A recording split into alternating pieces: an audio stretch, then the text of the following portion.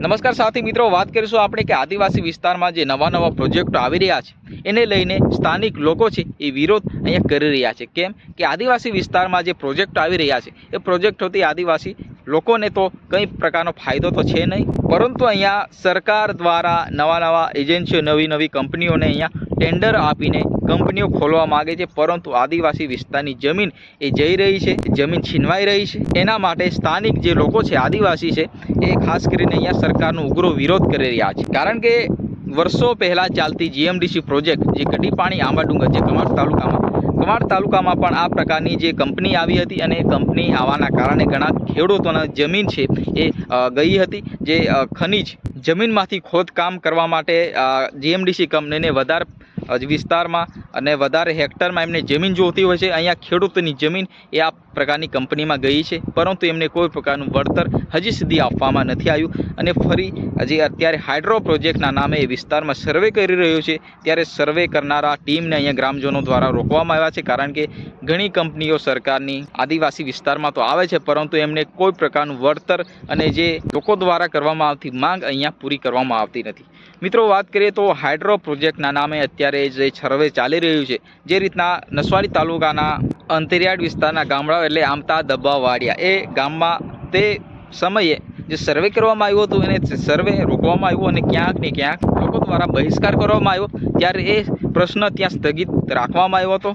પરંતુ એ પ્રશ્ન અત્યારે ફરી કમાડ તાલુકામાં ઊભો થઈ રહ્યો છે। કમાડ તાલુકાના તુરખેડા ગામે જે તુરખેડા ગામ એવું છે જે મધ્યપ્રદેશ, મહારાષ્ટ્ર અને ગુજરાતની લાસ્ટ ગામ છે અને ગુજરાતમાં આ ગામ આવે છે, પરંતુ ત્રણેય રાજ્યની સરહદે વસેલું આ ગામની અંદર આ પ્રોજેક્ટ સ્થાપવા માટે સરકાર દ્વારા અહીંયા સર્વે કરવામાં આવી રહ્યું છે।